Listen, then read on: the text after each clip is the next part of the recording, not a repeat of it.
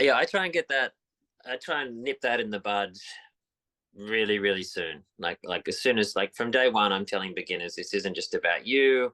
This is about the dojo. The further you go up through the grades, like, we've got a really good group of fourth Qs that have come through this really, and you would have seen it over the years. Sometimes a bunch of people will start roughly at the same time, and they'll motivate each other and they'll push each other, and they'll come through like this sort of really good tight cohort. And there's a range of abilities there, but as they sort of come through, I keep saying to these guys, okay, so now you're fourth Q, you have more obligation to the dojo. Now you're third Q, you've got to give back to the dojo more. So I would like to think that by the time people get to Shodan level, they get that. They get that it's more than the sum of their parts. And I said this to you, and I say this to my junior classes all the time.